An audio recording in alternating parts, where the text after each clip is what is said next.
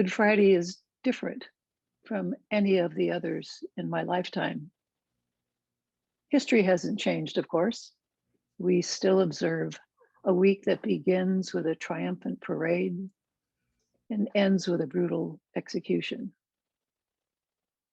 What has changed is context, how we in the 21st century can more fully understand the events of that day.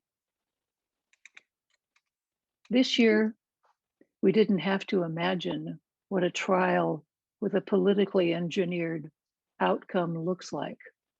We've seen that twice.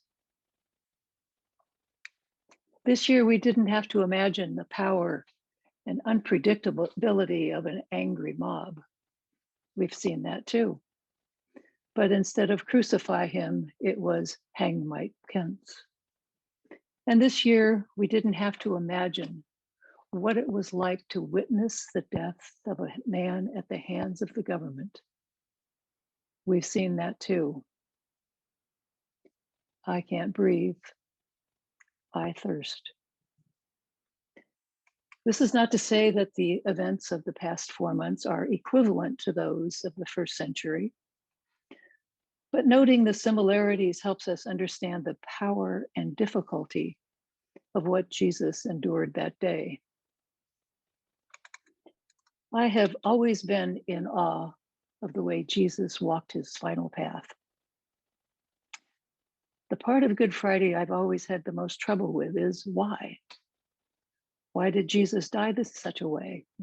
It was such a waste. The answer that is often given is that Jesus, the Son of God, was sent by God to atone for the sinfulness of humanity. And to me, that just doesn't say very much about a loving God. I recently read a comment from theologian James Allison about the power of the cross that helped me reach a better understanding of Jesus' sacrifice. I'd like to share this with you. He writes, Jesus went to death as a victim.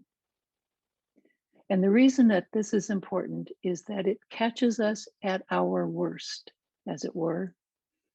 The space of a victim is the kind of place none of us ever at all wants to occupy. And if we find ourselves occupying it, it is kicking and screaming. More to the point, we spend a great deal of time pointing fingers and making sure that other people get to occupy that space, not us.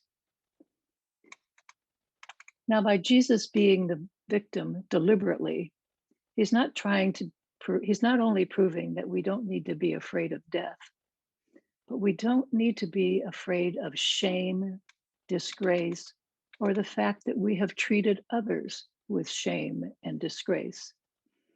It's as if he were saying, yes, you did this to me as you do it to others, and I am undergoing this, but I'm doing so without being embittered or resentful.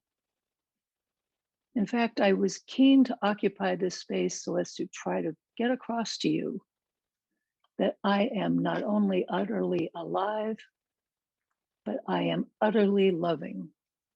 There is nothing you can do, no amount of evil that you can do to each other that will be able to stop my loving you. Nothing you can do to separate yourselves from me.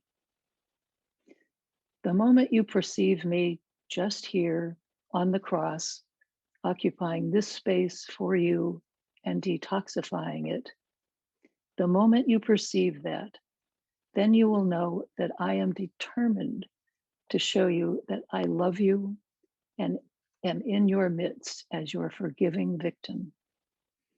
This is how I prove my love to you, by taking you at your lowest and worst point and saying, yes, you did this to me, but I am not concerned about that. Let's see whether we can't learn a new way of being together. This is where I find hope on this Good Friday. that we can learn a new way of being together. Amen.